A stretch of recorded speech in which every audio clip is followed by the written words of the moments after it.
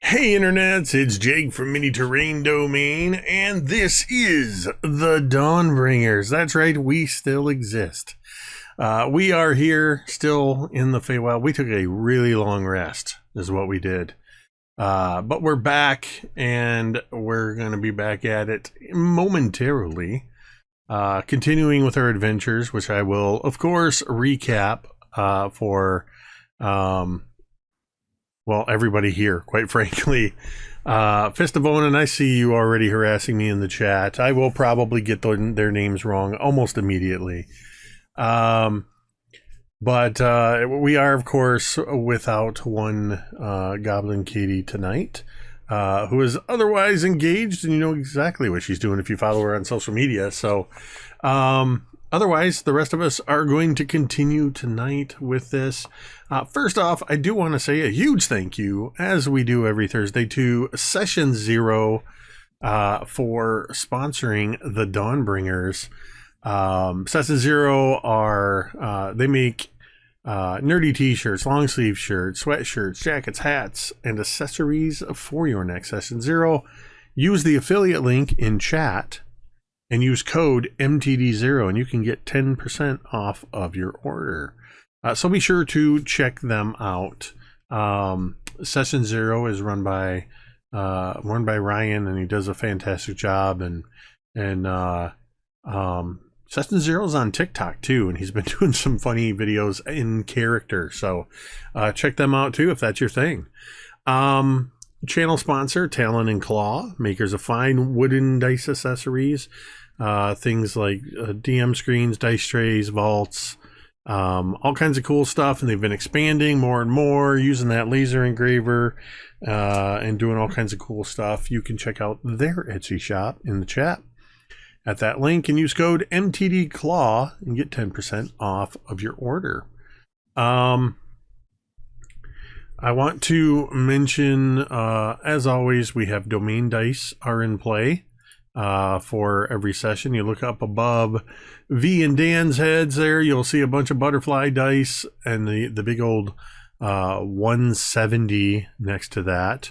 That is all of the domain dice that they have at their disposal for things like gaining or re-rolling, making me re-roll, all the way up to super criticals, which uses 5 dice, but they can only get them from you. You can type !domain dice in the chat to get a little more information on that. Looks like Jeremy's already done that for us. Thank you, Jeremy. And I think that's about it. We're going to move on to one last thing. Before we start playing, of course, we'd like to take a moment to remind you that you matter. Your presence on this earth makes a difference. Whether or not you believe it, it's true.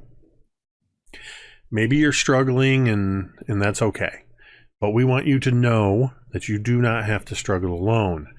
If you or someone you know is in need of mental health or other services, we encourage you to visit findahelpline.com. This helpline is available to you, or the helplines through there are available to you to provide a confidential, non-judgmental space, and it's absolutely free. They're staffed by supportive people who provide immediate support, counseling, and information. You can access the URL, as Jeremy has done, at any time in our chat simply by typing !help. You will also notice that I have added TakeThis.org's mental health resources page. Findahelpline.com does have a lot of great stuff, and it is actually on the TakeThis.org's resource page as well. But there are a lot of materials that are available there as well, so I encourage you to take a look at those. Bookmark the site for yourself, bookmark it for your friend, and remember, you matter. With that, I think it's time to play some Dungeons and Dragons. So, you guys have been tooling around in the Feywild for a little while. Not necessarily finding following any specific path, more or less trying to find your way as you are here looking for the survivors of the Evangeline disaster, and ultimately here to figure out what's going on with Evangeline, the archfey of this domain, and the former, well, actual Evangeline ship. You've been knocking around in a place that you've learned is called Hither. You've met some interesting characters. You freed a fairy dragon named Sir Talavar. You met up with a goblin girl named Jingle Jangle. You took down Agden Longscarf, the leader of the Harengon Brigands. And eventually you figured out that you needed to be at Downfall, where Bavlorna Blightstraw, one of the hags of the Hourglass Coven, resides. Of course, in Downfall, you've had a heck of a time trying to get to the center of all things as you've been maneuvering your way around. Among the many things you've done, you became emissaries of the Soggy Court to the current, soon potentially to be deposed king. You've become party to, or at least aware of, a potential uprising and coup. You have helped free one of the bullywugs who helped Sir Tolliver escape, stolen a Stormcloud balloon belonging to some Darklings, letting that bullywug pilot it up into the sky above, somewhere above, waiting to pull an extraction mission when you're ready.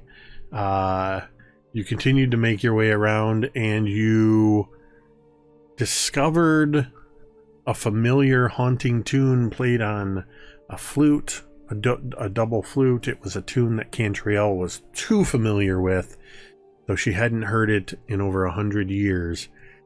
It was being played by Octavio, Cantriel's brother, who has no memory of who he is, where he is, or how he got there, other than a deal that was supposed to be made with Bavlorna to take his memories away from a horrible thing. And his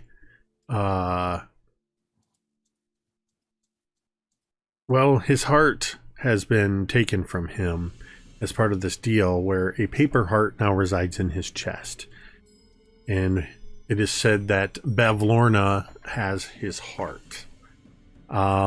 Along with apparently many things. Of the many people you've run into, Bavlorna seems to be holding on to a lot of things. You've made your way through magical teleportation from the cauldron to the cottage, into what appeared to be a very murky, unkempt pool room with stagnant water in it. And then, while attempting to get the lay of the land, a gelatinous cylinder was released from the pipe in the middle of the room, which unclogged the room, but also began splorching its way around, looking to get at all of you. Cantriel, as always, wasting no time firing arrows into this thing, but it was ultimately Talmud who came charging across the way with Gerta Brelme, dealing the killing blow and sending bits and pieces of gelatinous cylinder all over the two dwarves in particular, because Thorgarn had gotten in some wallops too. So the two dwarves, as always happens, are covered in ichor. In this case, it's gelatinous ooze. But the very last thing you saw and heard was in the northeastern corner of this room. You heard a creaking of the stairs, and there is a set of spiral staircase that winds its way up, and you saw one of the Lornlings, the frog-like creatures that look like one that you saw at the Witchlight Carnival as one of the pickpockets working for the Hourglass Coven. And that is where we pick up. As a reminder, the room that you are in now, this sort of pool room, is about 50 feet across. There's a door that you entered through to the south. There's a trap door in the floor not far from that door. There's 3 doors on the east wall. There's another door on the west wall, and there's the stairs that lead up that you just saw the Lornling head up to. Oh, I forgot to mention too, there was several clothing dummies that had different types of clothes on them, and a very nice witchy black hat that turned out to be a cloaker. When Fig tried to take possession of it, it was not a very nice hat, and I think that's ultimately what led to dark mantle. But a dark mantle, yes. Yeah. Not a hat is what the important part of that, the important takeaway from that. So, as you are now in this room, figuring out with, yes, the one of the Dawnbringers' greatest adversaries, there are 5 doors in this room. 6 if you count the trapdoor. Oh, there's also a mirror standing in a corner of the pool, partially submerged, and a lily pad floating around. What would you like to do, Dawnbringers?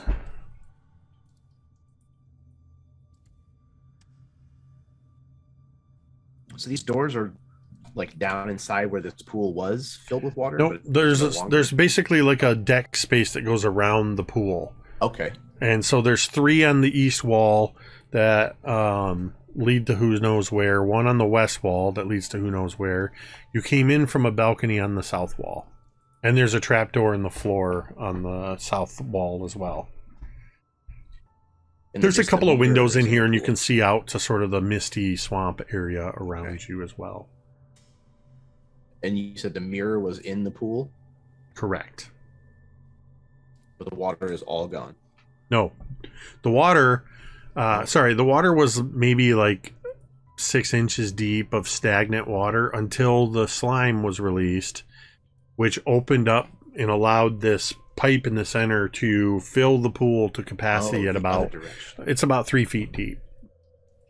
Gotcha. Okay. That changes what I was going to do. Sorry, yeah, I realized you weren't here. So the water, the mirror is in the water, but it's partially submerged. And yes, Talmud being Talmud, I think 3 feet of water is a lot more daunting than enough. 6 inches of water. Yep. Definitely. I guess he'll just make his way to, you said there's a door in the western wall? That is correct. Yeah, he'll make his way over there and kind of like look back to see if anybody's going to say or do anything to stop him. And he kind of just like reaches out for the handle for it. It just leads him closer. Then he'll open it.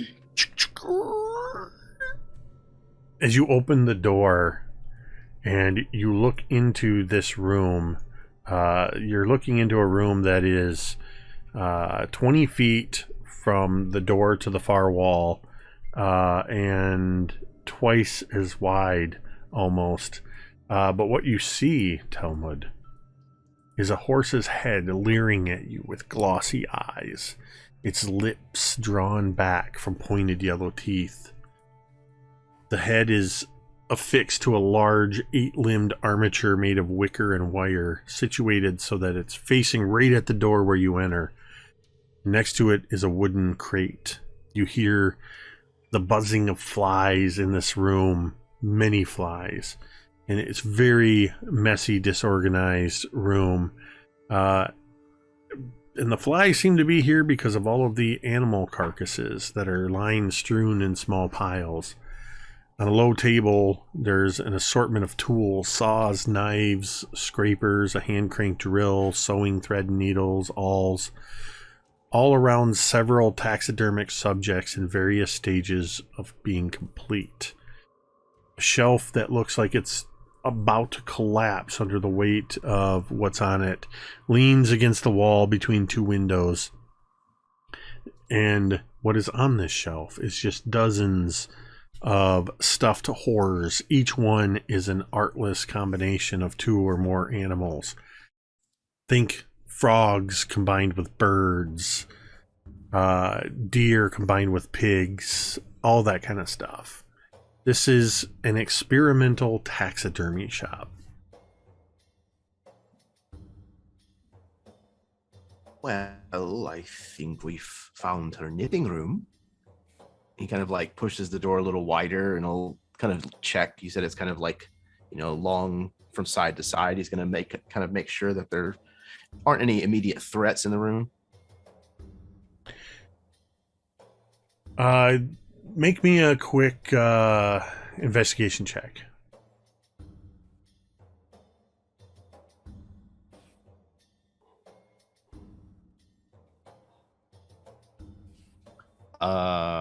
That's going to be, so I rolled a 5, so the total will be a 4. Everywhere you look, this is like classic horror movie for Talmud. Everywhere you look, it's like, whir, whir, whir. Camera zooms in on the face of some horrible squirrel lizard and bird frog and cat dog and whatever else have you. As that's all you seem to be able to lock eyes on. Fig, you can do an investigation check too, as you're in the doorway, since you said that you were standing right behind Talmud. I got a 26. You, on the other hand, you seem to be looking at this room with a little more detached, just taking it all in. In addition to all of the stuff already described, you notice that there's a large wooden crate next to this sort of whatever this horse thing that's a work in progress is. And scrawled on one side of the crate, you see Bev Lorna Blightstraw written. And you can see the lid is pulled to the side a little bit. And you can just make out some sort of clawed, 2 or 3 clawed talons gripping the edge of the crate from inside. There's also a work table in here with many tools and specimens. And you see that there is a box that looks like almost out of place. It looks like a jewelry box that's sitting on this workbench. I imagine it's while Talmud is just like reeling from every angle, can't seem to turn in a right direction to not see something horrific. You see the exact opposite with Fig, who can't seem to look like to take it all in, so he's looking for in every which direction from interest, and he points at one of these monstrosities. He's like, yes, I get it, very humorous, as he like points to some fish rabbit and he walks over to that jewelry box and he doesn't want to touch it because it looks very out of place. But maybe he takes... Does it look like it's latched in any way? Now that you're up close to it, you can see that it's just a small box with it's one of those things that looks like it has like 4 or 6 drawers, but they're actually just 2. He's going to like take one of the tools, like a little hook or something, a little brain hook, and take it, and he's going to pull on the drawer. Sorry, there was a delayed reaction to how casually you said you just pick up a brain hook and pull the drawer open. Mm-hmm. You do so, and as you pull the drawer forward, you see something inside sort of roll towards the front of the drawer and thunk against the front, and what you see is an eyeball made of wood staring up at you. This doesn't look like an eyeball that would go in one of the taxidermied monstrosities. This looks like an eye that would go in somebody's head, like a humanoid eyeball. Fig is,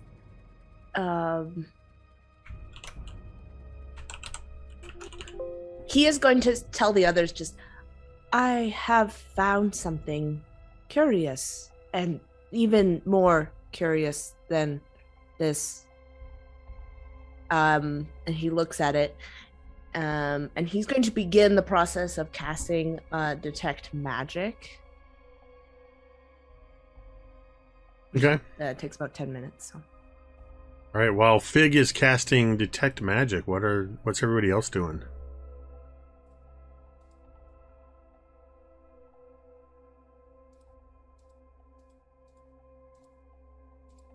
Thorgarn, Drown, Cantriel. So Thorgarn is just kind of like standing there, looking.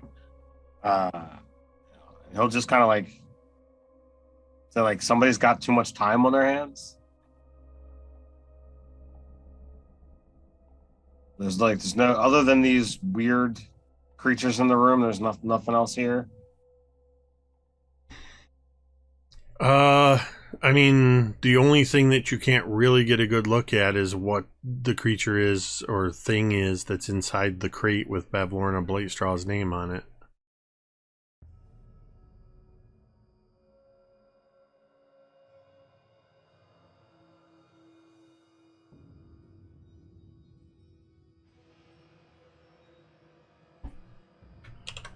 Cantriel's gonna Drone? look and see if these are all creatures from the Feywild or if these are creatures from other places as well. Make an investigation check. Okay. That is a 17. You, at first, as you're looking through this, I mean, it's everything you're seeing just looks like Feywild creatures, but very simple Feywild frogs, in multiple colors, and Feywild birds. But every once in a while, you spot one that is not of the Feywild. It looks like it could have come from somewhere along the Sword Coast.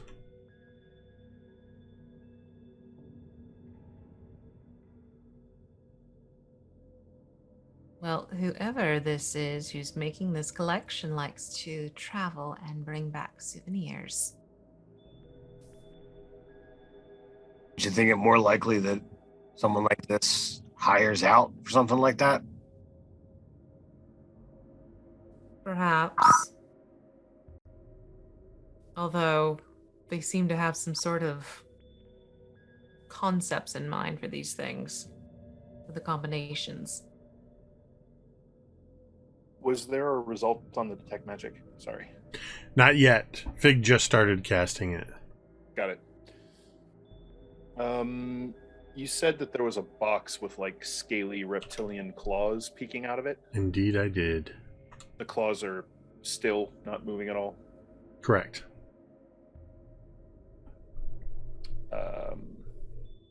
Drown will just kind of crouch down and crane his head in enough to sort of look around in disdain. She is not in here. We should check upstairs.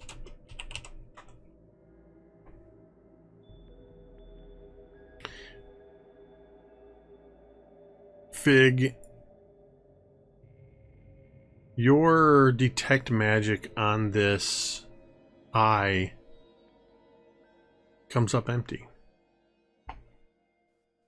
You're getting a whole lot of detect magic auras from all you and all your allies. But everything in this room is mundane.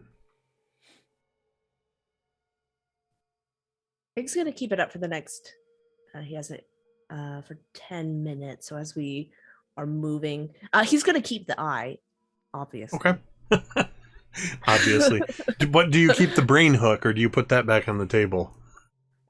That he'll keep in his hat, I think. Okay. It looks quite useful.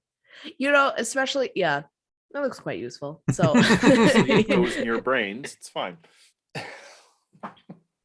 Fig doesn't have that, so he doesn't feel any grossness. If it was a gem hook, then maybe he would be a little grossed out. But Fig would be horrified by a jeweler's workshop. Yeah, he got the same reaction as Talmud. Fig, but he's going to keep up that 10 minutes. Fig, as you turn around and walk back into the pool room, there's 2 areas that are illuminated with magic. The lily pad that is floating in the pool, mm-hmm. and the mirror that is in the pool. What school of magic? The mirror is giving off an aura of conjuration magic. And the lily pad is giving off an aura of enchantment.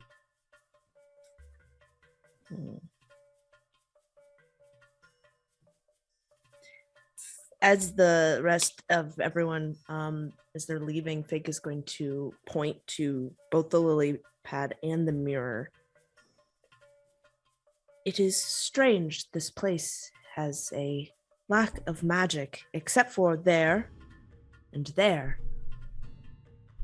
They are magical, both of them. Is the mirror like just in the pool, or is it like, does it look like it's affixed to the bottom? It's literally one of those, think old school standing mirrors that's sort of on the side swivel. Okay. And it's, from what you can tell, it's just standing in the pool.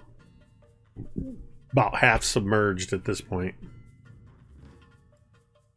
Kind of in the middle?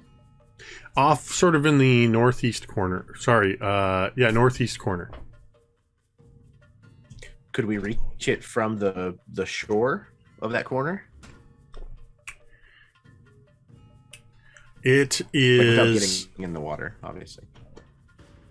It is more just a little bit more than 5 feet from each edge in that corner.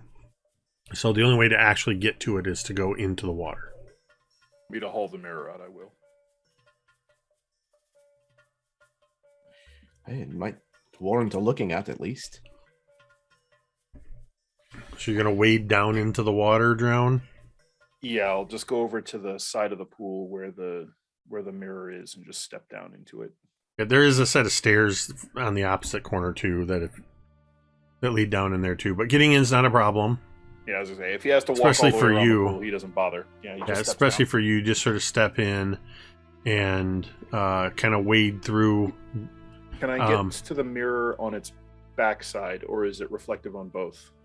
It seems to be reflecting on the side that's facing in toward the pool, but there's definitely enough room if you were to walk around it and drop down behind it, you could do that. So that's my plan. Drop down behind it, scooch over, grab no problem. Done. Pull it out of the water. It's got some weight to it because of the heavy wood and glass and everything, but you're able to pick it up and lift it up onto the edge. Yep. Drown will sort of heave the frame out of the water and up onto the edge, and making sure to not flash the mirror at his friends as he does so. Kind of keep it turned to the wall, and he'll step up out of the water and shake his head and say, "No idea what this witch's mirror might do. Be careful with it. All right." We saw someone using a mirror in that at the carnival, didn't we? Could this be related or connected somehow? It's possible. We used to kind of communicate back and forth, transport back and forth. They remember. I mean, the mirror we took was a portal, and we saw one of the Hourglass Coven's minions take the halfling into the mirror as well.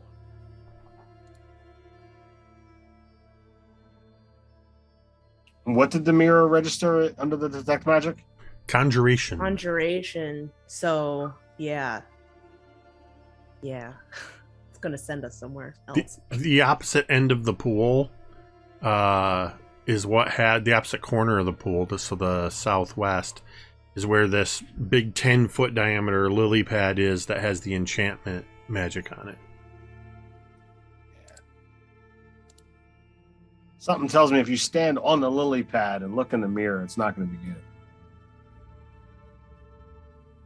Perhaps not. Is there any writing or anything on like the frame or on the back of the mirror? Anything like that on the stand that was in the water? Like, does it say Mirror of Desire in backwards print? Or anything? That was a wizarding reference. No, you do not see any writing. I mean, it's an ornate, or actually it looks like it was probably ornate at one time. But this is also a wooden mirror that appears to have spent a lot of time submerged in this pool. So the wood has become very sodden and, well, gross looking. So the frame is in bad shape, but the mirror still looks good?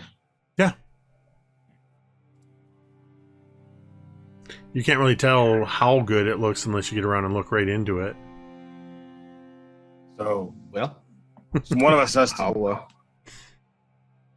how curious are we about what this thing does? I'll volunteer if somebody wants me to take a look. And Up to you. I think Sure. we should head upstairs. all right, I'll take a look in the mirror.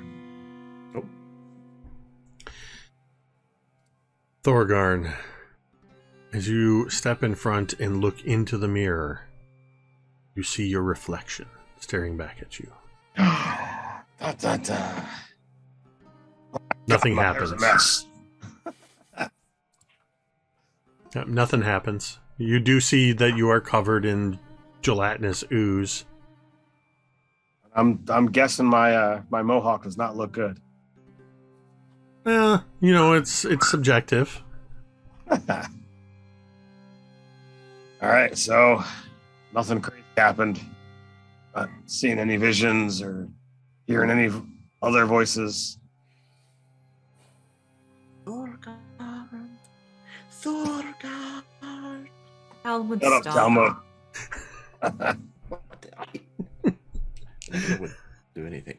We all know your voice by now, cousin. Apparently not. I had to look at the that's I had to look at the Zoom call to see which one of you was making that noise.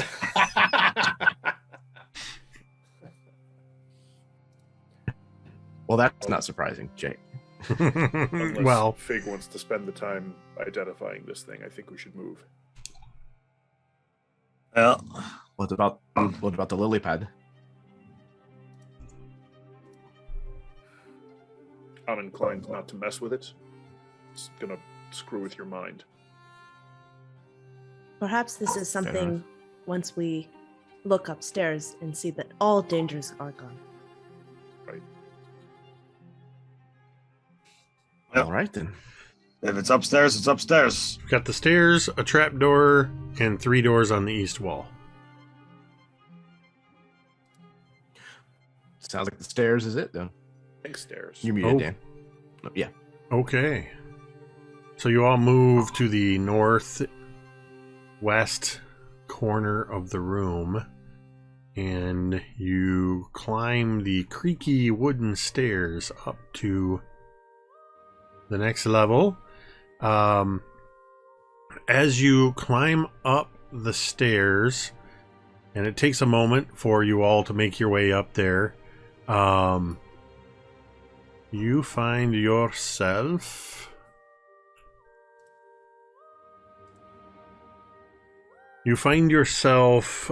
in a dank hallway.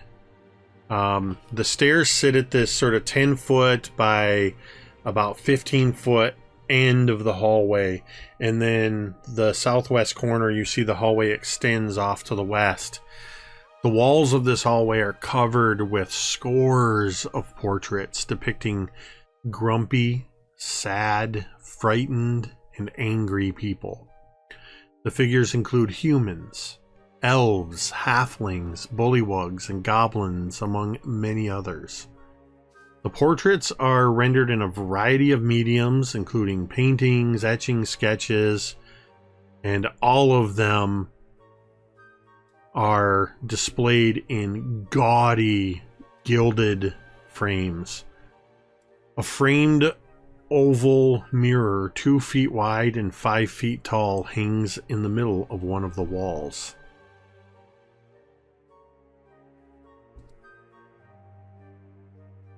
I'm sensing a pattern here. Seem to be fond of their own reflection. Looking where you're looking, you all are looking to the south now in this sort of 10 foot by 15 foot area at the top of the stairs. There's paintings on the walls on either side, and what would be your left hand side in that corner, there's a door.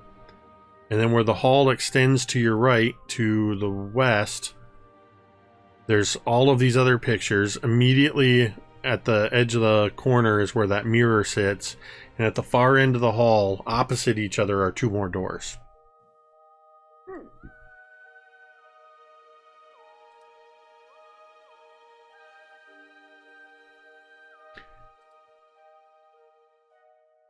Did this place look as big? Sorry.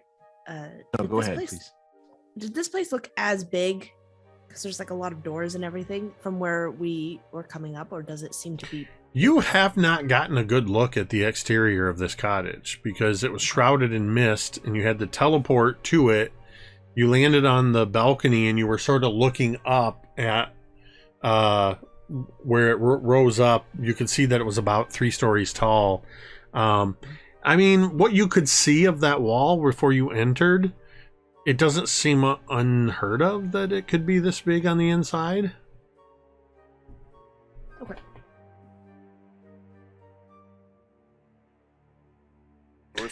Actually, I would say you're still within the 10 minutes of your detect magic. Kind of getting to the end of that. You do detect transmutation magic coming from the mirror on the wall.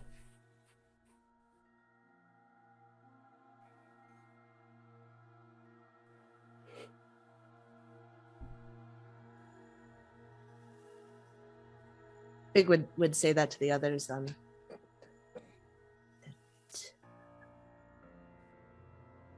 That is not good. Avoid the mirror. Should we destroy it? Will that be better? Unless something is in the mirror, and if we destroy it, it lets it out. I think for now we should just avoid it, not tamper with it. Have we come across like any pieces of cloth or anything? Yeah, downstairs there were a whole bunch of dummies that were dressed in what looked like handmade garments of old dresses and. Okay. I'm going to go back down there and gather a bunch of them up, even if it's just like tearing it off of the dummy, looking for, larger sized pieces of clothing that hang, like cloaks or... A couple of the dummies were quite large and looked like several garments had been stitched together to form a larger garment. So you will have no problem finding a very large dress in there that would probably meet your requirements. As we see Talmud grabbing this dress and then all the way back up the stairs. He's fit. I keep forgetting, speaking of running back and forth, I keep forgetting you have Hermes and your simulacrum with you, and Rolo is probably curled up with Cantriel's shoulder. You got a whole coterie of individuals with you. Maybe we sent Hermes back to get the dress then. He's super fast. Wait, what? It's just the image of Hermes like running around getting outfits and making sure it's the right one. May or may not be wearing some of them as Yeah, he comes just back. did. Absolutely. Comes back with a hat on. I Uh-huh. love it. It's like a Hermes fashion show. Hermes. It's Hermes Ooh. now. Forget Hermes. Hermes. There we It's so go. hot right now. I'm gonna go up to the mirror that's in the hall that we have to kind of like walk past and try to like throw this over top of it. So in the time frame that it's going to take a moment or two for Talmud to go down and get the thing, or Certainly. or Hermes or whatever. While this is happening, what are the rest of you doing while you're standing in this hallway? Is anybody looking around at the paintings or looking down the hallway? Cantriel's listen- definitely keeping him. No, go ahead. Cantriel's like, she's got her bow half ready to go. She's just full alert at all times in this place. We listen at a couple of the doors. See if behind them. There's one that's just about 10 feet away from you. The other ones are at the far end of the hall past the mirror. Cantriel, you're at what, a 21 for passive? 22. 22. As you're all looking around and listening, Talmud, where you get, or damn it, there it is. Thorgarn, are you there? Thorgarn, it's me, Jake. Your camera went out, so I didn't know if you were still there. Oh, sorry. I think somebody hit a wire. What's going on here? Yeah, it keeps flicking out. No big deal, as long as we can hear you. Yeah, I'm here. I don't know. Were you going to listen at the door that's nearby? I could listen, but I think there's like a full 20 points difference between my perception and Cantriel's. I literally have a +1. So are you going to listen or not? Sure, why not? Okay. That's Let's all see what I needed happens. to know. So That's a 5. Thorgarn moves over to, you got a what? A 5. As you listen at the door, you put your head up against it and you hear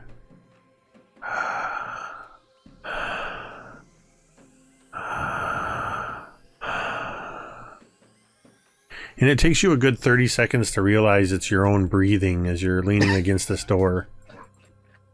I was about to say somebody's sleeping in there. Nope, it's just your own breathing as you're listening. That's all you can hear. Cantriel, as you're standing there and you're positioned in a way with your bow half drawn,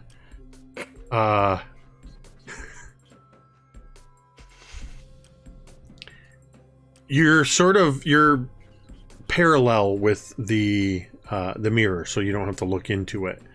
But you see all around you these bizarre paintings, sketches, drawings, paper mache, whatever, of various individuals all up and down the hallway. All of them looking, depressed, angry, upset, except for one. One painting of an elven woman is directly across from excuse me, directly across from where the mirror is, and the woman is smiling brightly.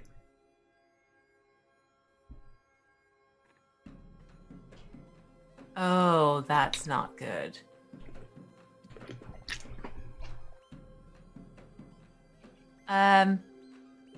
Fig. That painting right across, don't look at the mirror, but the painting itself, are you getting a weird vibe off of that particularly? There was no Some of detect these magic. there was no detect magic? There was no magic on the painting. No magic crap. You can Okay, still answer, Fig, if you got any kind of, just in general, if you got a vibe from it. You can make a vibe check if you want. Oh, that must be the new one of the new skills that just was added. Right, vibe check. Vibe check. Yeah, Fake has been looking at the painting, so as he sees the one that Cantriel points out, there is no magic, but it is different than the others. Why would that one be smiling and the others look miserable? Talmud's gonna kind of like angle so he can see the reflection of that painting in the mirror and see if it looks the same. Yeah. You'd be able to maneuver yourself just carefully moving in until you're looking in the mirror but not seeing your reflection. You're seeing the paintings, and the painting looks the same. She's just smiling. Actually, hold on a second. Double check something.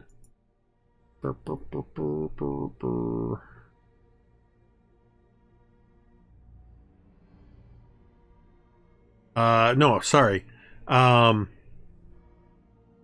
When you look at the reflection of the smiling elf woman,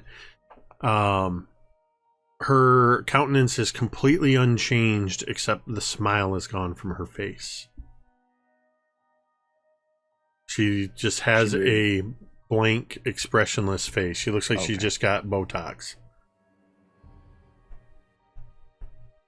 But not angry or dour like the other ones. Nope. Look here. Her face is different in the reflection. It's not the same as the rest of these. She's not as upset, but it's definitely different than the actual painting. Do they all change or just that one? Talmud, you can kind of lean a little bit in each direction so that you're catching some of the other paintings, and it seems to be only that one that changes. No, it's just her. I try to make the face that she's making in the mirror like at her. Like, are you? We have to cross in front of the mirror to get to where this painting is, right? It's opposite the mirror, so you'd have your back turned to it. Yeah. Oh. You could. So yeah, I mean, the mirror is mounted on the north wall. The painting is on the south wall of this. Where did it go? 5-foot wide hallway. So there's enough room if you wanted to. If you're trying to look at the painting without looking in the mirror, you can absolutely turn your back to the mirror. Yeah, I think I'd like to check out the painting, see if maybe there's anything behind it or if it can kind of come off the wall. Okay. So you move over there, you begin checking the painting, and are you gonna just like lift it up or like kind of like use a dagger to kind of see if I can get underneath it? Yeah. So yeah, as you do that, you sort of pull back on it, and you can see that there's wire that's hanging on a nail stuck into the wall. And kind of looking down the row of paintings, you see that regardless of their size, all of these paintings seem to be affixed to the wall in the same way. Cantriel, if you haven't moved, you're still sort of standing parallel to where this mirror is, so not looking in it. You can also see that on the same wall that the mirror's on, all those paintings are also, they've got the wire on them and the nail, so they're just barely tilted forward, except for the mirror. The mirror seems to be somehow firmly affixed to that wall that it's attached to. Well, they don't want the mirror going anywhere. Doesn't seem to be anything hidden behind this painting. I'll let it tap back onto the wall and step away from it. You know what? I'll take the whole thing off I'll just take the whole painting off the wall. Okay. There's a slightly discolored square behind the painting where it was hanging. You now have a painting of a smiling elven woman. Flip the frame over and see if anything, like if there's paper or if the back can come off, something like that. You flip the paper over, and what looks to be in brushstrokes is in fairly decent writing is the word smile.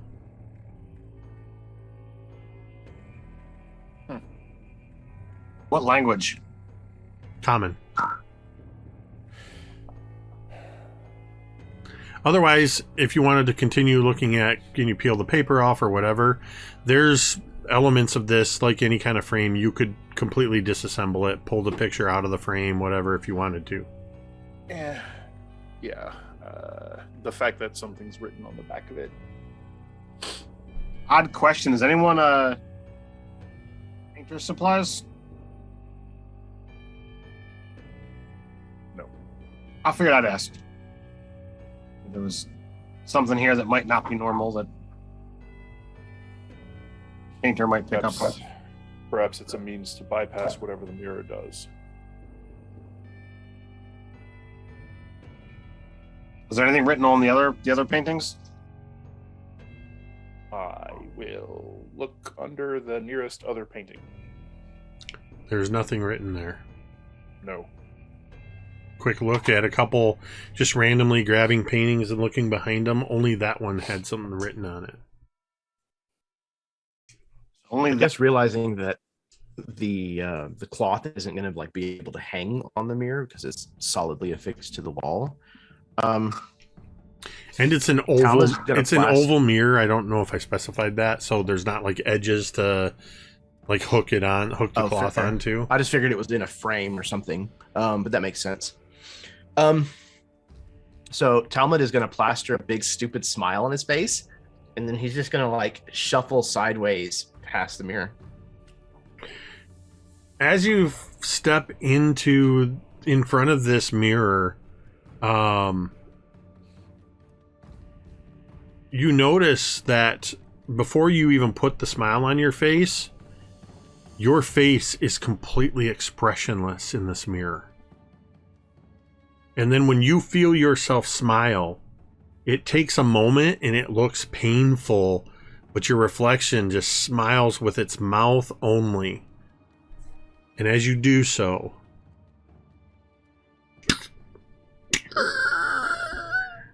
the entire wall section that the mirror is affixed to clicks and shifts inward, revealing a secret passage. Aha. Apparently it activates the mirror.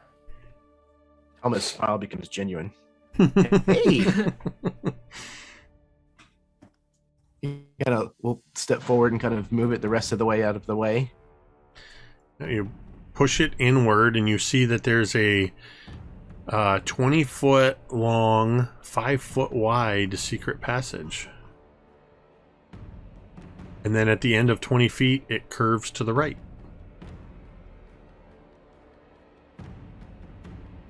I'll follow it. Yeah, once Hermes gets back, let's go. Yeah, I think by this time Hermes would probably just be quietly standing by, holding this big dress, wearing a very nice green, yellow, and white. It's like a pale green sundress with little white flowers all over it with yellow centers. And if you look really close, you see that in between all the flowers are little dotted lines because there's little bumblebees buzzing around on it. Cute. So you're gonna, Talmud leading the way, start heading down this tunnel. So Is there any light in the tunnel? there is not. There's no sign of illumination. I would say it's dim light because of the old nature of this cottage. There's very thin cracks along some of the walls and stuff where a little bit of light is filtering through from the west and the north wall. Then Cantriel will produce flame and just hold the flame in her hand, because then it's light and she has something at the ready. Excellent. You head into this 20-foot long hallway, and you all single file begin making your way. There's a lot of you. By the time Hermes and the simulacrum gets in there, who's behind Talmud? What's your marching order? Talmud, Thorgarn. Then I'll go. Drown. I'd probably be behind Drown. Or Cantriel. it's only 5 wide, right? 5 foot wide, yep. Okay. Cantriel with Rolo. Fig and the Three Musketeers. Fig and Co. Yeah. So, Talmud, as you begin moving forward, it's taking you longer than you would have expected to get to the end of this 20-foot long hallway. After about 10 feet, it looks like it's about 40 feet before the thing curves. And you don't remember when you stepped in here, this thing looks like this hallway's about 20 feet wide. And the ceilings are so far up. And all of you begin to notice this, that as you progress, this hallway seems to be getting really big. Perspective, something. And Cantriel, you notice as you take a step and your foot just sort of, now you don't really twist, but you know how when you step on uneven ground, you just get that just momentary jolt of, at least I know I do, I'm clumsy, like I'm gonna roll my ankle, but you don't. But you realize it's because your foot just stepped in between the grains of the board of the wood. You all are getting smaller as you progress through this hallway. Thorgarn, I hate to tell you this, but you're even tinier than you were before. Well, that sucks.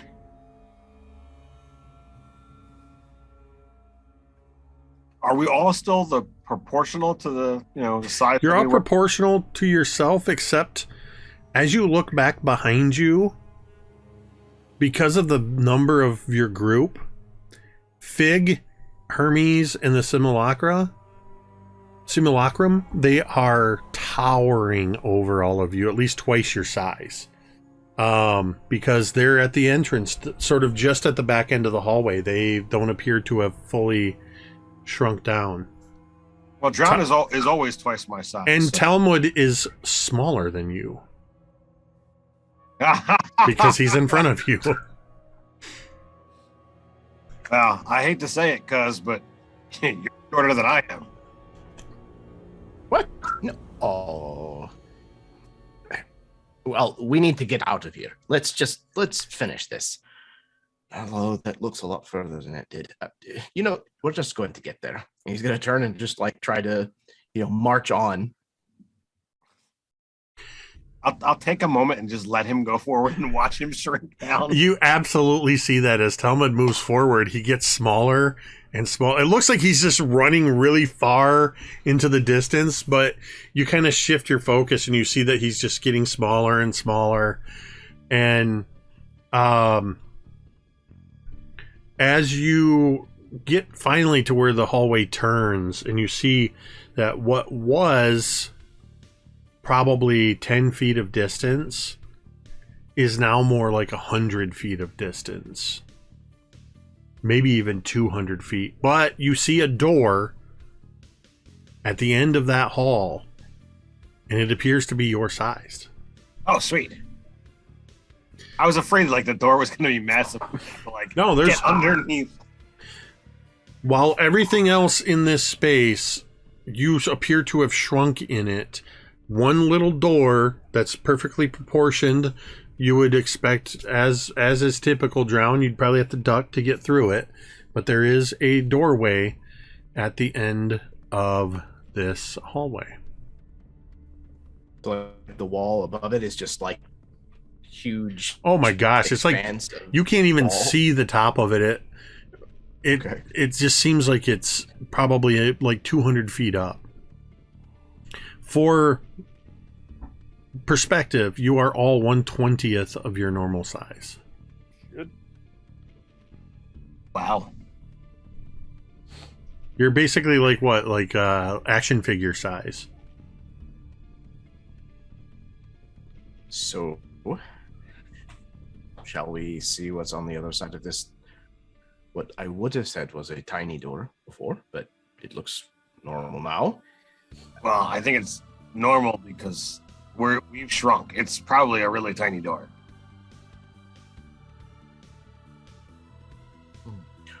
What if they have normal size tankards on the other side of this door, Thorgarn? What if? Doesn't that mean you have to go swimming? Oh, that's a conundrum. We should find So, out. It's all right. Then you we can make a walk on it decision. and then dip up as much as you want. That's a great idea. Could Let's use my go find beard. this What if there were real pastries on the other side? He goes for the door. So you're gonna open up the tiny door. Well, normal size door for you. Yes, Okay. with gusto. You Fully bought into there are giant pastries over there. you fling open the door. There's even the And there's just smallest this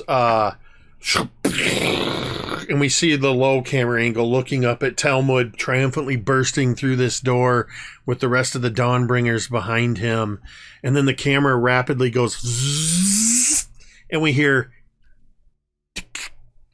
as a tiny little door opens underneath a cabinet in a impossibly large room that would be, this thing looks like it's 500-600 feet across. It's like a chasm of a room. You see gigantic furniture in this room, peering out from underneath where you all emerge under this cabinet. You'd see that in the middle of this room there are two gargantuan creatures in conversation over tea. At your small size, their voices are almost impossible to discern as you just hear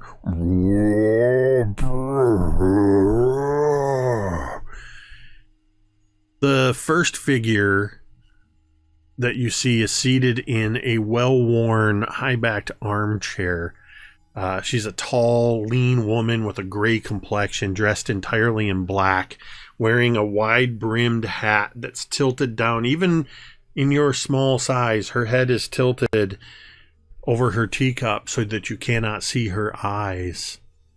The other figure is a toad-like creature with bulging eyes and dry, cracked skin, and it's wearing this shapeless garment you actually recognize, made of the same material as what you saw on some of these dummies down in the pool room. And this toad-like creature is sitting on one end of the love seat with its legs pulled up underneath it, and it's sitting there staring at the gray-skinned woman with bulging eyes, and its mouth is just... And as its mouth hangs open, you watch as a fly goes into its mouth, crawls around, and then flies away. Next to it, on the arm of the chair, is one of those lornlings that you now see looks like a miniature version of this creature.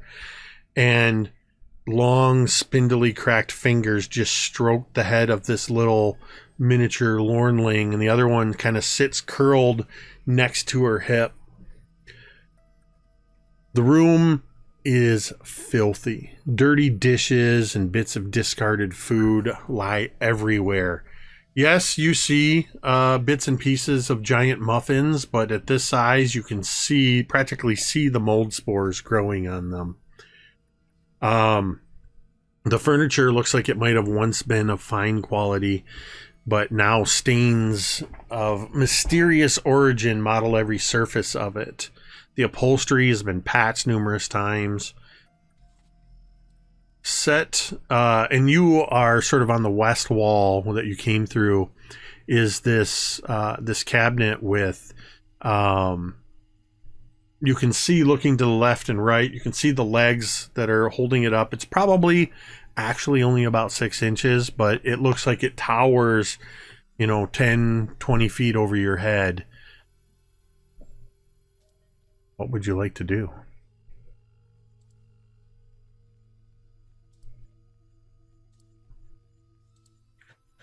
I think we might have found her.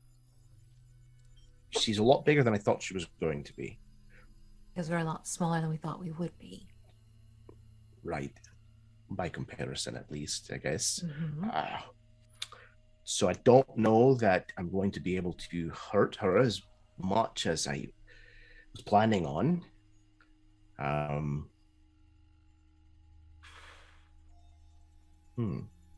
Jake, are there any other ways that we can see into and out of the room? Like, from our perspective, gigantic doors? From your perspective, you can see hundreds of feet away to the southeast a door, and a little bit closer on the east wall, you can see another door.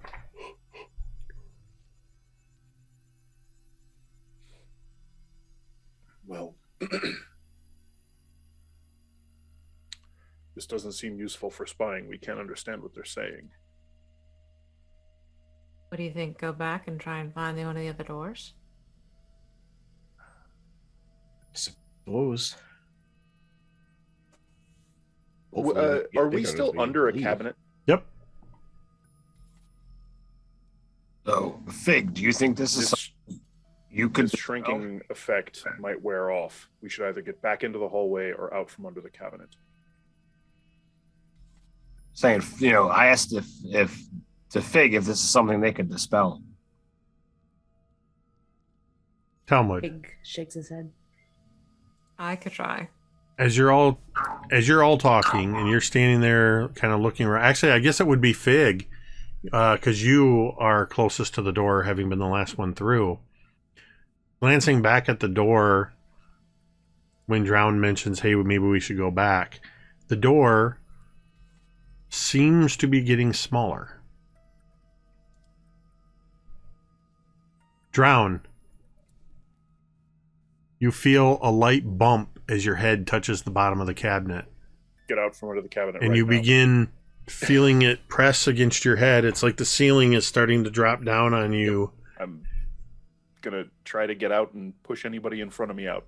I would like everybody to make a dexterity saving throw. Just remember, everybody within 10 feet of me adds 1 to the roll. And I will... something Well, I could see Rollo's with Cantriel, so won't have to make it. Is this something that I can see happening, Jake? I'm gonna say yes, because you're making a run for it to get out from underneath this thing before you are no longer tiny. I got a 17. 13. 22. All right. I also got a 17. Drown, what'd you get? 13. So Cantriel, you come sprinting out from underneath with Rollo clinging around your shoulders as you kind of quickly duck under the lowering height of this cabinet and slide out into the open. The two dwarves, you have a little bit more time, it seems, because of the shrinking of the... It has further to travel before you hit your heads. And Drown, you're crouching low at this point, but you manage to just scooch out from underneath, and you hear tuk, tuk, tuk, tuk, tuk, next to you as Hermes gets out from behind you as well.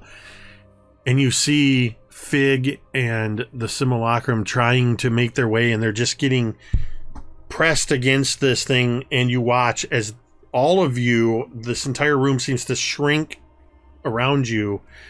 There's this horrendous crashing sound as Fig and your simulacrum push up from underneath this cabinet and send the cabinet crashing to the ground. There's also the sound of a teacup breaking as it falls to the floor. The gray-skinned woman turning, her eyes still shrouded by the hat, as she looks in your direction. But the toad-like entity sitting on the love seat doesn't even flinch, though the two Lornlings sort of flinch up and curl up closer to her, and she just looks over in your direction and says, "What act of desperation compels you to enter my home, little darlings?" And that's where we're going to take a break. All right. All right. We are going to take about a 10-minute break. Please do stick around. There will be more Dawnbringers on the other side. We will be back in 10 minutes. See you then.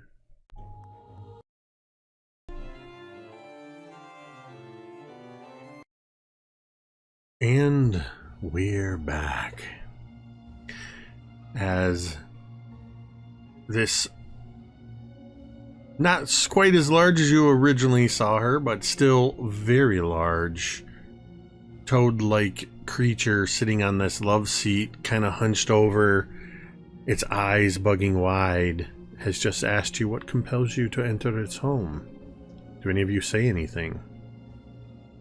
I think Fig immediately tries to right the drawer, the cabinet, and picks up the small, like, anything that is dropped and just try to, like, place it back on the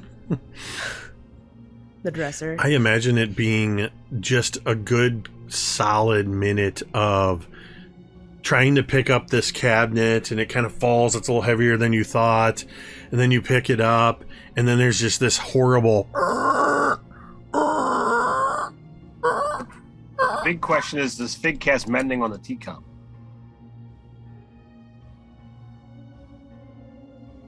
Do I have mending? I think.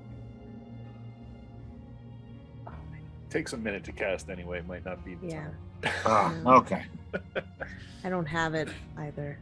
But no, Fig uses prestidigitation though. If there's like any dirt or glass or anything, just try to. This clean whole it up. room is dirt. There'll be one clean spot in the cabinet. The one very clean. The one spot where the tea spilled. There's this now brightly colored spot on the carpet where you can see that on the rug where it looked like it was its original colors are showing through. What about everybody else? So this is your house. Yes. Do you need something to drink? Sound a little. I'm very parched.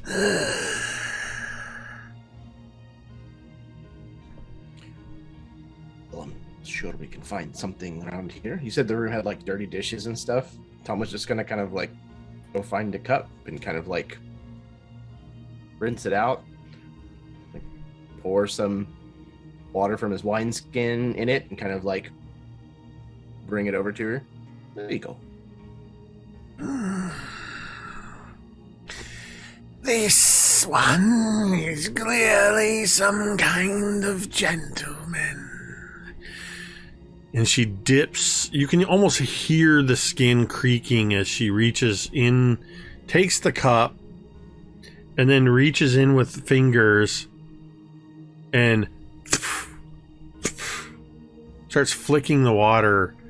And as soon as it hits her skin, you see the moisture just goes.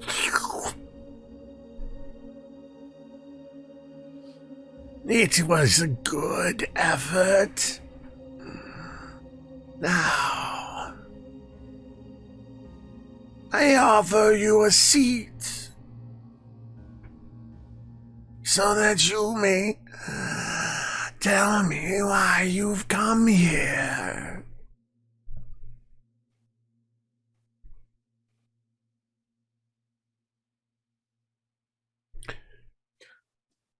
I guess I'll take the seat here.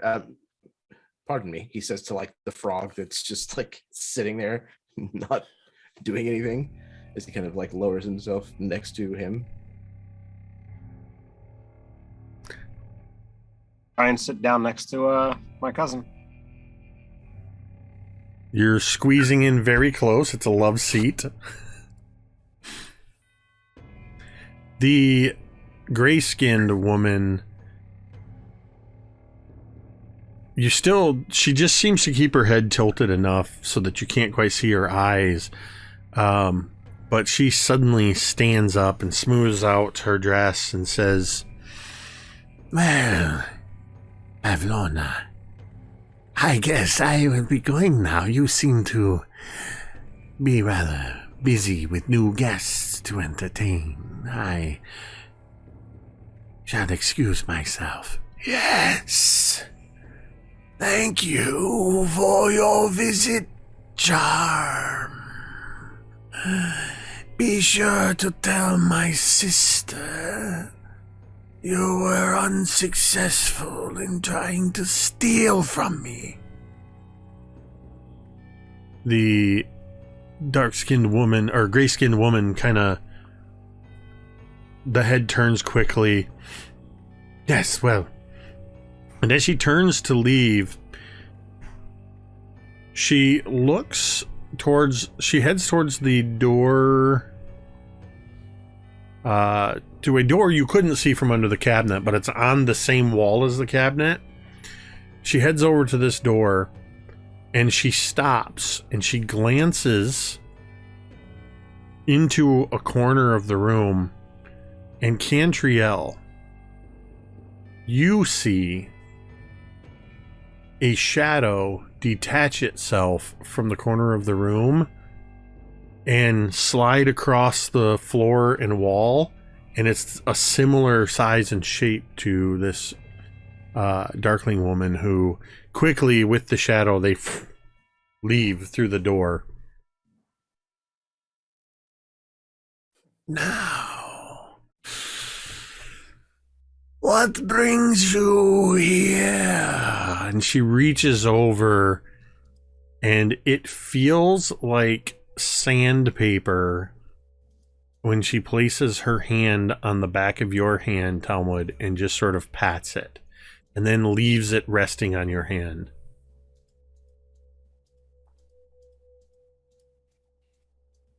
He kind of reaches his other hand over and kind of very gingerly like takes her hand and removes it from his.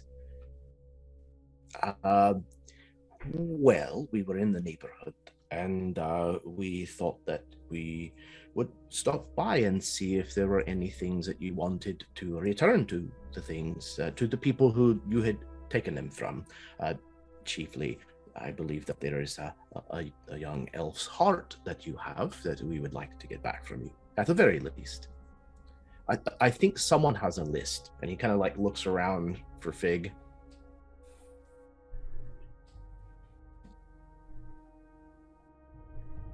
I think Fig's like cleaning and just kind of reaches into his hat and takes out the list, and he is about to whatever he's written down. He goes to hand it to Bavlorna, but then looks like uncomfortably over to Talmud, and then maybe sees Cantriel just ever so slightly. The no.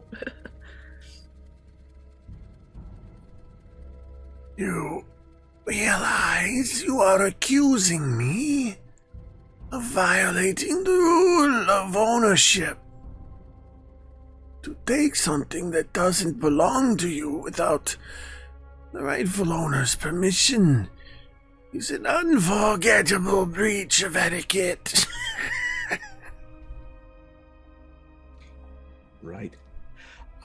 Etiquette has never been a strong suit of mine, so you'll have to forgive me. So you're saying that you don't have these things?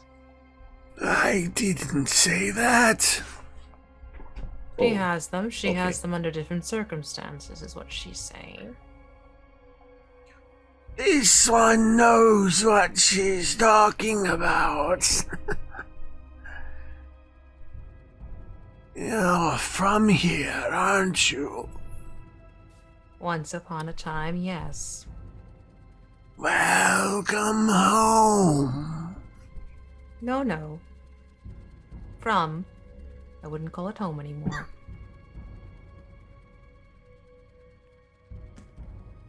So, even if you didn't steal these things, we do still need to kind of return them. So, that's why we've come. And that brings us to the rules of reciprocity. Doesn't it, though? It does. If you want something from me, I will need something from you in exchange. What about a book?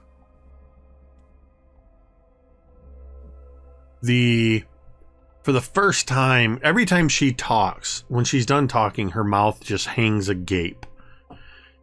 And the opposite happens of her jaw dropping. You hear this sort of crack sound as her teeth snap together as she closes her mouth when you say that. And then slowly the jaw opens up as she tries to regain composure. What of a book? Well, reciprocity. We want some things from you. We might have something you want from us. What could you possibly want from me? Well, Fake, how about we give a little list of what it is we're looking for? But not actually give the list, maybe just read it off. So Fig reads the list. But M is... So we needed the heart as well The heart. as... Rolo's curiosity. Rolo's curiosity and...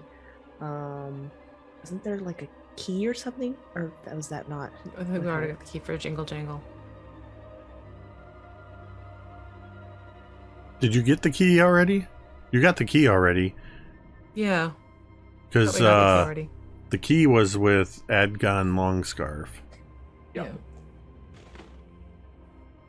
Do we think that? Do we think that they're involved in the Three Stooges that stole the halfling? So maybe add the halfling to the list.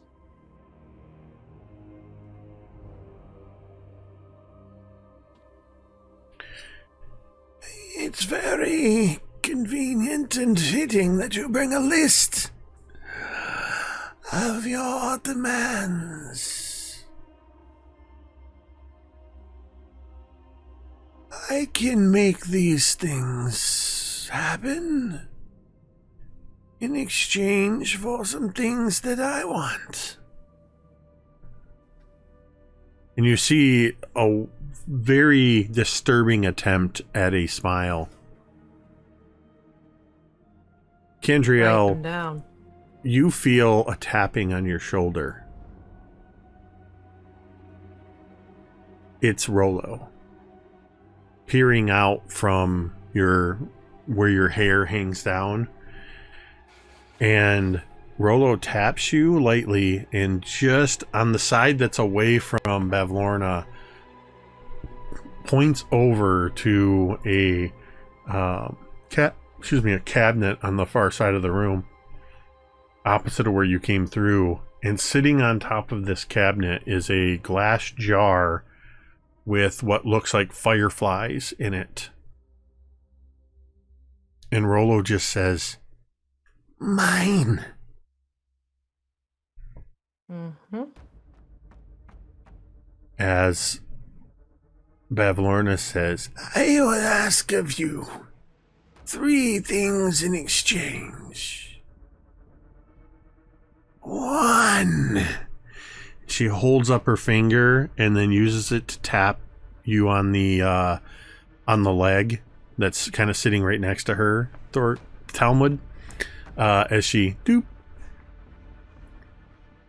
"My preservation pool won't fill with water. Something is plugging the well. Fix it, and that will be 1 thing done in your favor. 2, and she drums 2 fingers on your leg, Talmud. "I'm looking for my big book of bad blood. It has gone missing. I keep track of everyone who wrongs me. It's my slam book, because when I'm mad, I slam it shut. I don't know how far it's gone. I think it's here, in Downfall. Find the book and return it to me. And the 3rd thing," and she makes 3 fingers, taps them on your knee, Talmud, and then lifts them away. "I'm a bit of an expert when it comes to taxidermy. Something of a hobby, a side hustle. A bullywug hunter has filled a crate with animal carcasses for me. Bring me the crate from the bullywug dwelling, and that will be the 3rd chore."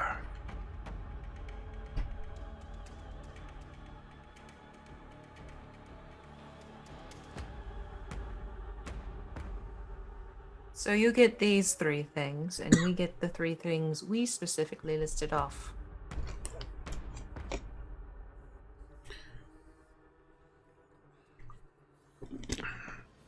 Yes.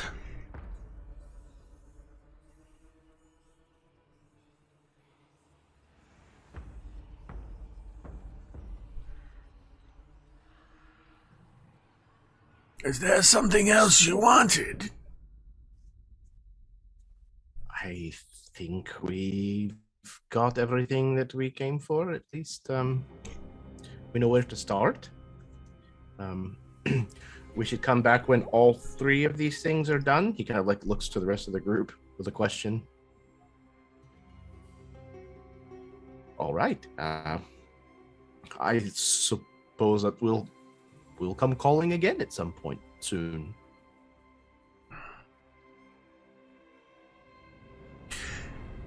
I would like to ask you a question. It doesn't mean we have to answer it. You are from here. You are in my home. I must abide by the rule of hospitality. You have proven yourselves very gracious guests, so I have no reason to not be so unkind.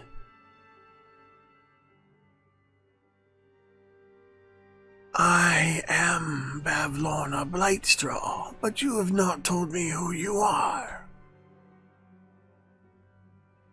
Collectively, You can call us the Dawnbringers. That's all you need to know. Ah, the Dawnbringers. Adventurers, not of this realm.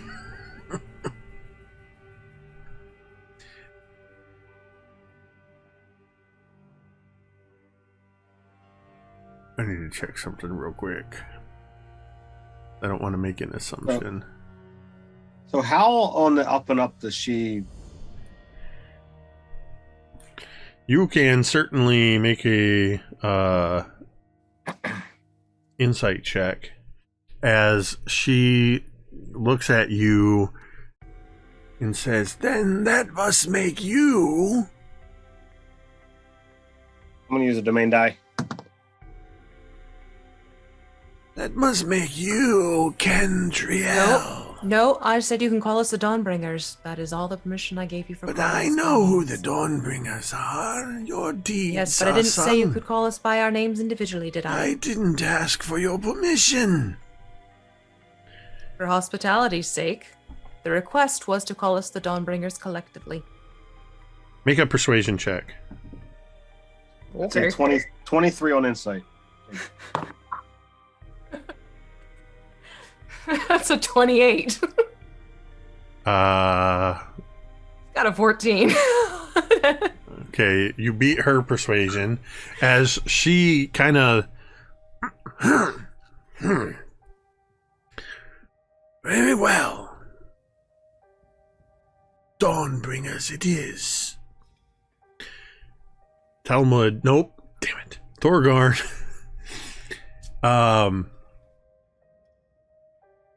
She is doing her best to adhere to the rules of the Feywild, of Prismere, of hospitality and reciprocity and such.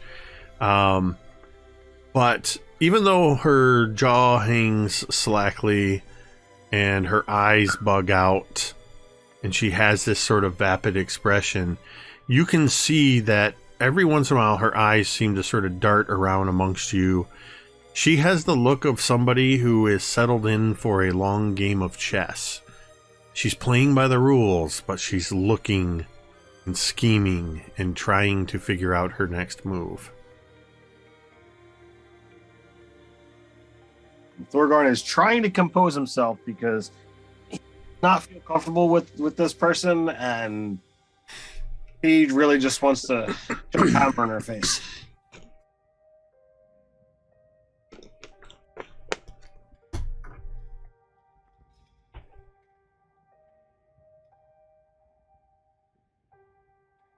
Well, it was lovely to get to meet you.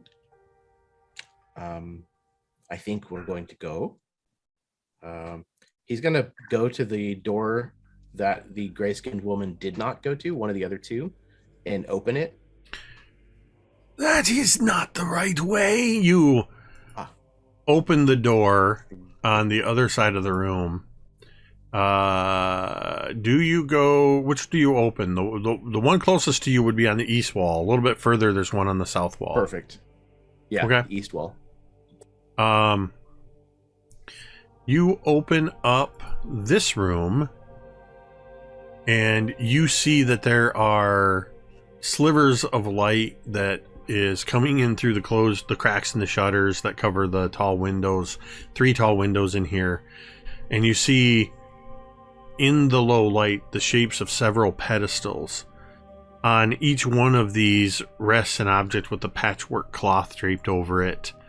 There's wilting ferns and crumbling clay pots that you just have this scent of decay, this earthy scent of decay, like plant life, dying plants, with a hint of dead animal, and a layer of straw covering the floor. That is my aviary. You will not find an exit there. Right. Sorry. Shuts the door. Then he goes to the south one. East was the other one. You went through the east. I keep Okay. screwing up directions. Then I guess it was the south. So one. the west is the one the Darkling went through. The south, Right. it's pretty close Yeah, to that you. As you open up that door,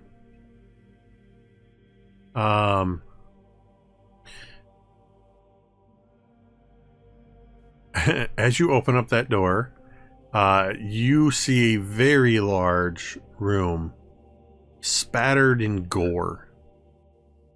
There's a stout figure with a stained apron, iron boots, and a crimson cap, holding a bloody meat cleaver.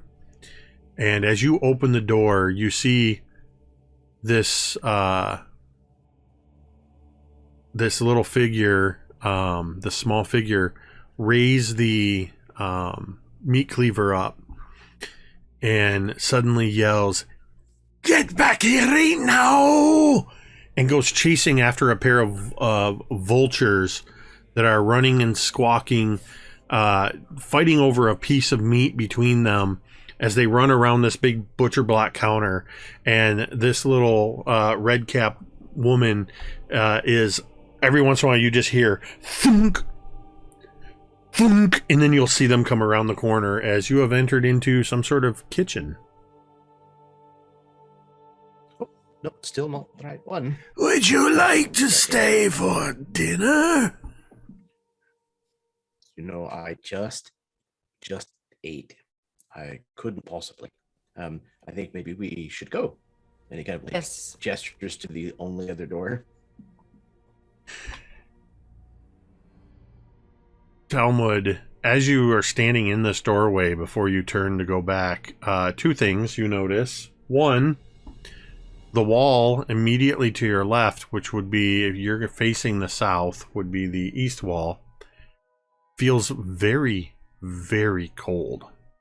You've been in a warm, humid environment, but the wall to your left feels very cold, like cold that you haven't felt since you left Icewind Dale.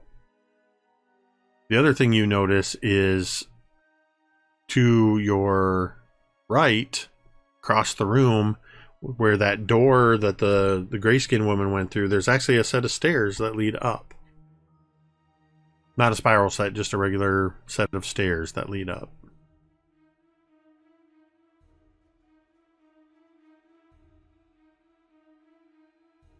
You're just going to keep wandering around my home?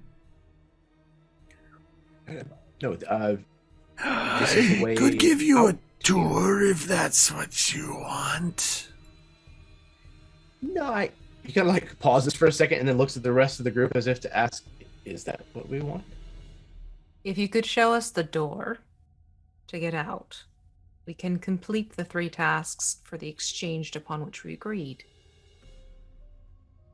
Yes. The way out would be the way you came in. Well, not the way you came into this room. Truth be told, I forgot that passage was there, so thank you for reminding me. That door, right there. And points to the door that the Darkling woman went through. Cantriel will open that door. You open that door and you see it is the hallway with all of the dour-faced portraits, and immediately to your right is the stairs that you came up. Yes, we've got it from here. We'll return. One other question before you go. Which we don't have to answer, but you may ask. Oh, I think you'll find you'll need to answer this question.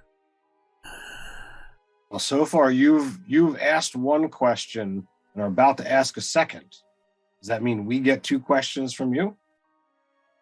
Yes. I will answer your questions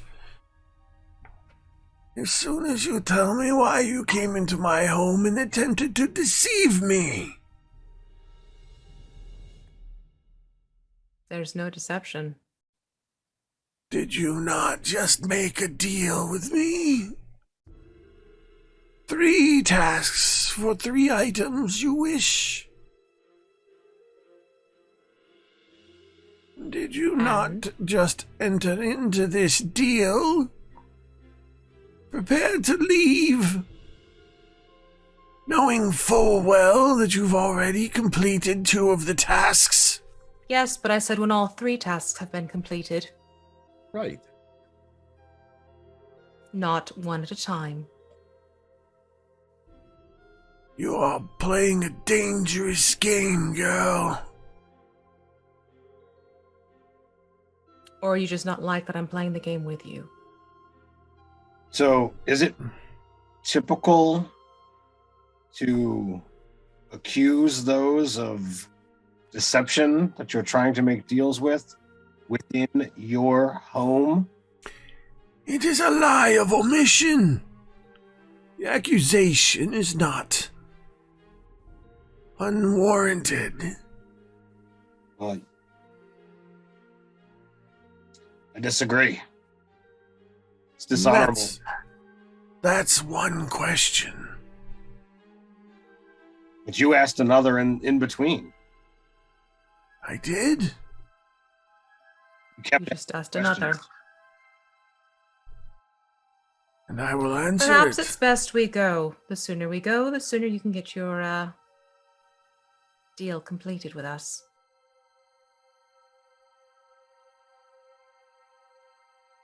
Make one last persuasion check.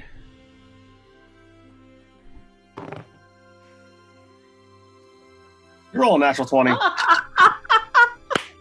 For a total of? 34?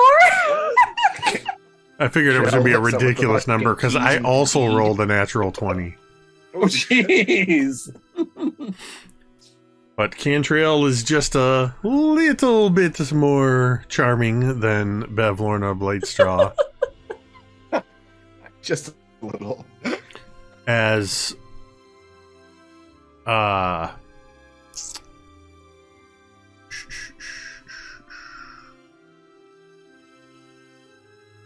she, one second, she does allow you to leave.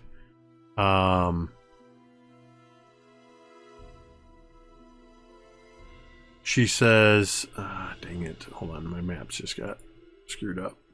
Here we go. She follows you out of the room, making all of the sounds, like as she stands up off of this love seat, unfolding her legs from underneath her.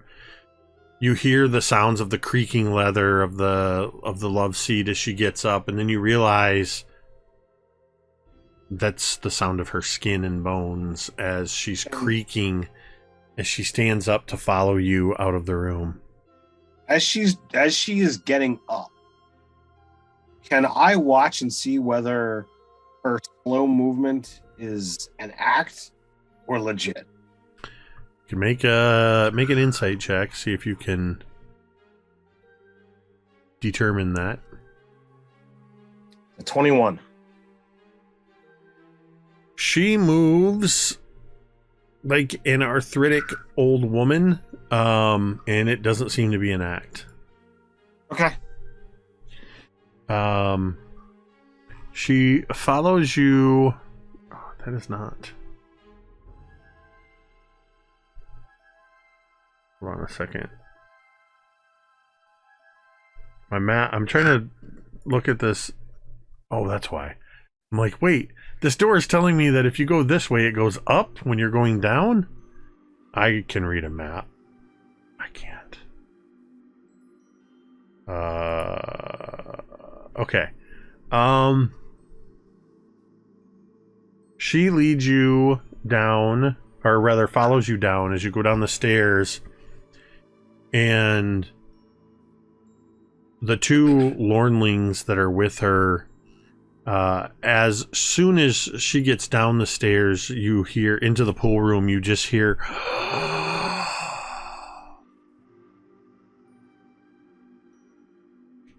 And almost as if, you know how sometimes you can't help yourself and a swear word just slips out?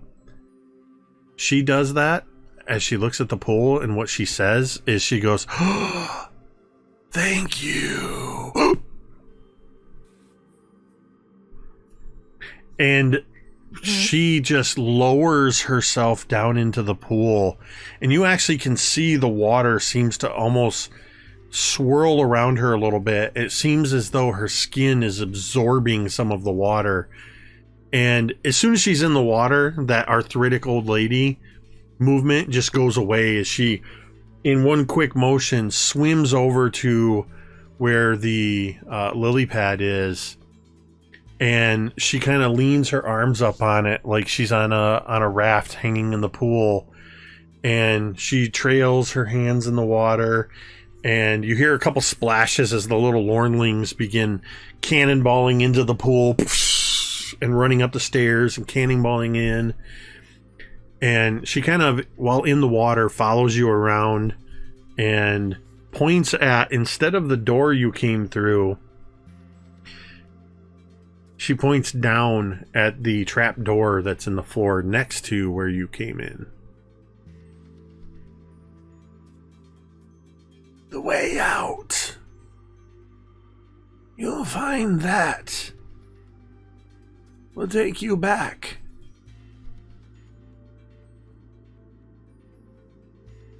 And do you open the trapdoor? Mm-hmm. You see that there is a ladder that leads down to the underside of the cottage, and you can see that there is a dock down there with 2 rowboats.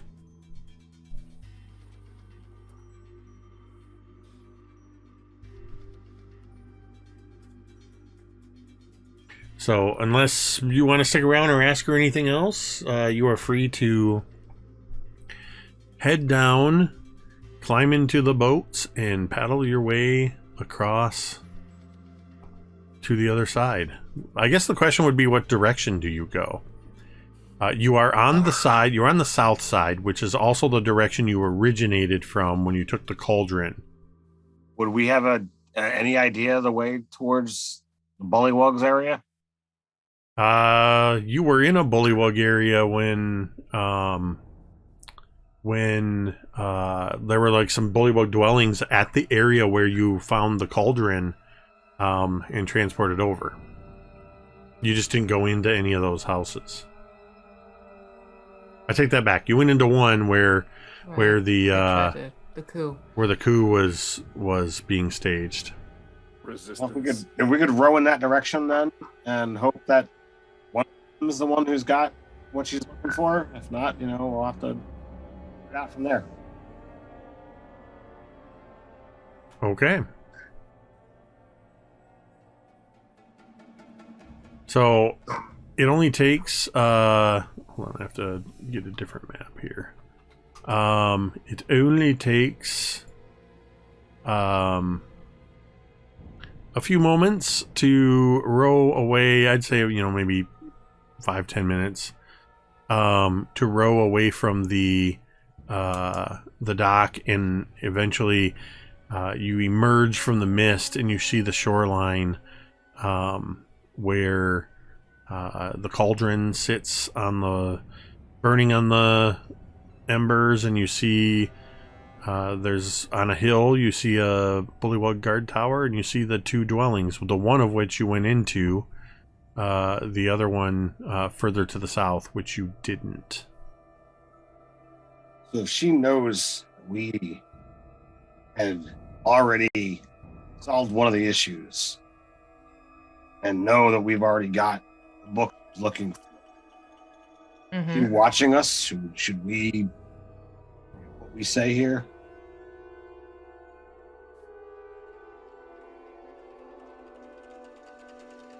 That would probably be wise.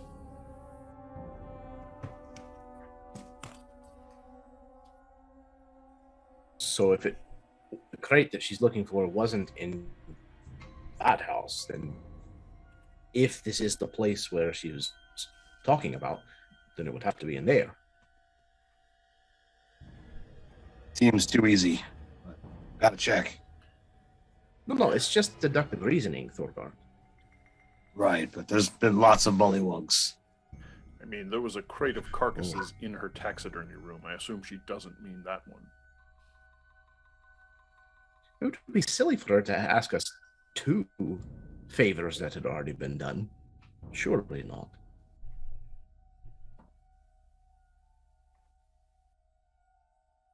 Well, let's go up to the dwelling.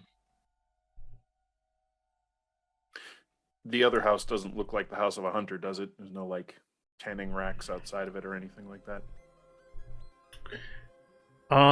No, it doesn't. In fact, I'm going to say that I'm not going to make anybody roll for this one because this was something that happened over a month ago in real time. Neither of these huts look like the home of a hunter. But further back along the boardwalk, the direction you came from, where you encountered Octavio in the Mushroom Grove, next to the Mushroom Grove was another bullywug house, and that one did have tanning racks and such outside. It's probably maybe 100, 200 feet back to the east along the boardwalk.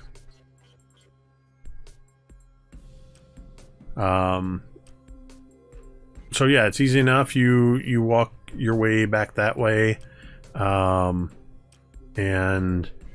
as you approach that house, you once again hear that familiar, sad, dual flute sound of Octavio playing his music coming from the Mushroom Grove.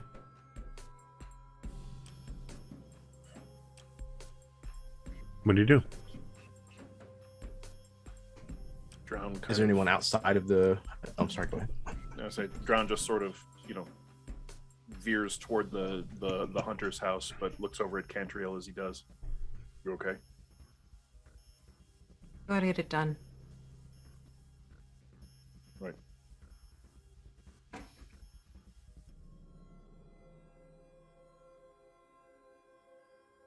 So just head up to the house, knock on the door. You knock on the door, and there's no answer. Look around. Is there a crate? Looking around the outside of the house, you do not see a crate. Maybe, circle around the back, all that good stuff. Around the back side of the house, you see where some of the Mushroom Grove kind of comes up close by here. And there is a heavy, thick mist pressing in barely 20 feet behind this house. And it doesn't look like there's even any sign that anybody walks back here. Nothing. Make a perception check. 5. Anybody who wants to can make this perception check because it's not visually based. Cantriel, you will notice it because 22. I got a 25 on the roll. So anybody that gets a higher than a 15. Anybody other than Cantriel? Cantriel, you can smell the smell of something dead. Some like a dead animal kind of smell. Okay. In the mist? No, coming from the house. Okay. Something's dead in there. Well, we could always say there was concern that whoever was inside the house had come to some harm. We'll try the door. Does it open? You take the handle and it kind of jiggle it and the door is locked. I'll kick it in. Okay. You kick the door in and I'm not even gonna make you roll for it. These are in bad shape. There's no way you're not kicking this door in. The The door goes flying in, and immediately you're hit in the face with a heavy scent of decaying flesh. There's a thick buzz of flies in this room. It has a steep thatch roof like some of the others you've been in or seen. There's a small, like mid-sized wooden crate in the middle of the floor, and you can see dark stains leaking out from it. It's a modestly furnished hut. There's what look like there's trophies mounted on the wall that, having been in Bavlorna's cottage, it looks like some of these were probably taxidermied by Bavlorna and mounted on the walls. No bullywug corpse. Just No stink coming bullywug from the corpse. box. Is there a crate? Yep, there's a crate with a lot of flies buzzing around it and a dark stain on the floor near it. I'll grab the crate and head back out. Yeah, I'll give him a hand. We have it. Okay. Cantriel's gonna take out a piece of paper and write a note and leave it next to the dark spot. Basically saying, bringing the crate to Bavlorna. She's requesting it. I love that Cantriel / V are taking no chances in the Feywild. All right, you leave an IOU, a message. You now have a very foul-smelling crate, and the bottom of it is just sticky with something. What's your plan? You're gonna get in the boat and head back, or? Yeah. Okay. I think so. We need the book, though, don't we? No, we have the book. That was Yeah, the we one have we the got book. from Oh, we King What's do. His Face, right? Yeah. Oh, Yep. Oh yeah, you weren't here. You were probably Missed that part. gone for that one. Maybe, I don't remember. But yeah, the King Gullup was nervous about it and had King Gullup the 19th was nervous about it and had asked you all to return it to Bavlorna. Without letting Perfect. her know where it originally came from, right? Correct. So you get in the rowboat with your new package, and you begin rowing across. Who's guiding the boat? I can guide one. Drown will row. Okay. I'm going to have you make a survival check. And I'm going to give you advantage because Drown is rowing and Drown's affinity with water. 21. Okay. After a few moments, you find yourself back at the same dock that you left. You bump into the dock and you're able to tie off the rowboat, and there is from here the ladder that you descended. There's a couple other stairways that lead up as well from these docks. It's not just a single dock. There's a couple you can walk around, and there's a couple other stairways that lead up to other parts of the cottage. But you can hear splashing up above your head, where you can see from down low that this whole cottage sits high up on these stilts, and you can see the pipe that runs in from drawing up from the bog swamp, running up into where the pool is, and from there you can hear the splashing of Bavlorna and the Lornlings.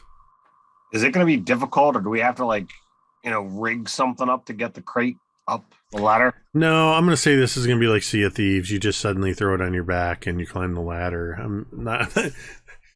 I'm not interested in making you make checks to manhandle a crate up. There's enough of you that you could figure it out.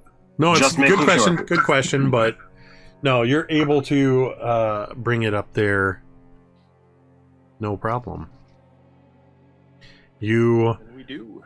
You emerge through the trap door, and I would say at this point probably a half hour to an hour has gone by, somewhere in there, with all your searching around and the time it took to row and walk and everything.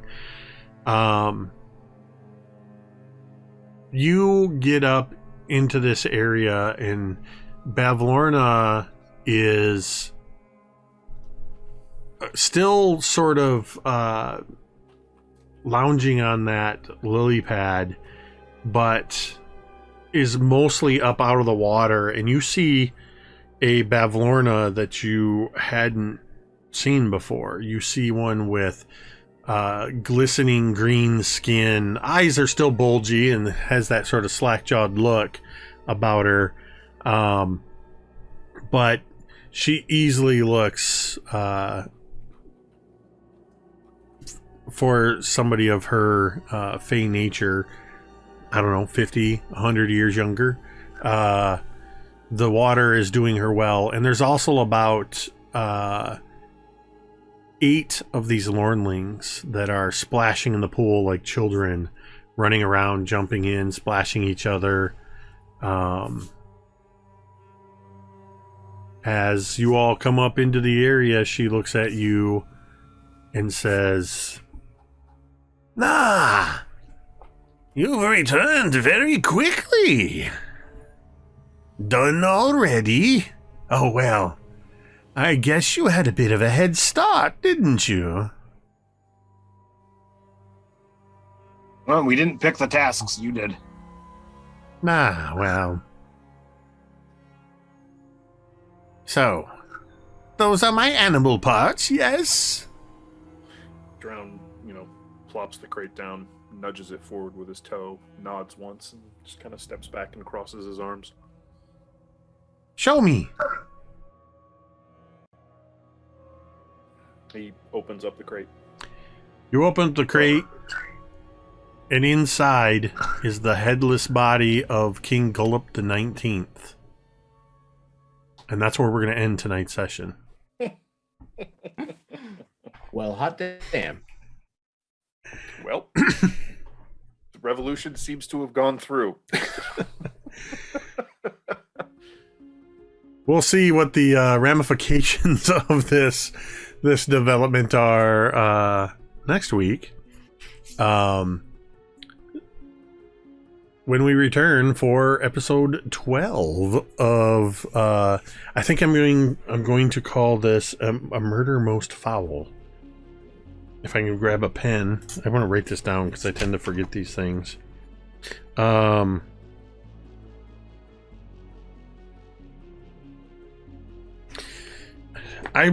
do so many puns that I wrote that as FOWL, and I was like, wait, there's no birds involved.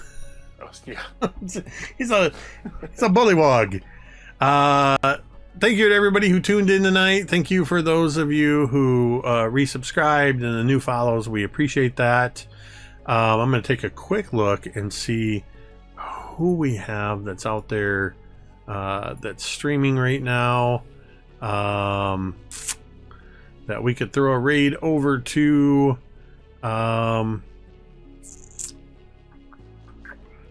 I think we will send our raid over to, I don't know. I don't know who any of these people are. Critical Role doesn't need us to send a raid over there. So, I'm going to ask that you find somebody that you want to, raid on your own. I'll have you all do your own raids tonight. But thank you everybody for tuning in. Just a quick reminder, it is in the US, it's a holiday this weekend, but Scribes and Scrolls will be on Monday night at 8 p.m. Next, I was going to say not next Tuesday, but the next, but no, we finished our Curse of Strahd campaign. Our M was our DM. We ended after 3 years. That ended on Tuesday. It was epic. It was awesome. Go to Dice on Ice RPG. follow him on Twitch. I don't know if I can do this. There. You can check out the VOD of our finale. It was epic. It was awesome. And next Friday, not tomorrow, but a week from Friday, Untraditionally Arcane returns over on the Nerdarchy main channel with Ted as the DM. I'm producing and playing in that. Be sure to follow everybody here on their social media, see what everybody's doing, what they're up to. Yeah, thank you everybody who tuned in. If you're somebody that likes to hang out and lurk in the chat, thank you so much. We appreciate you all the same. And of course, a huge thank you as always to my amazing players, V, Dan, M, Ted, Jeremy, and though she's not here with us, she's here with us in spirit, Katie, without whom it would be me talking to myself for a couple hours. With that, we're going to end the stream the same way we end every stream, and you can say it with me if you want. We were framed, see?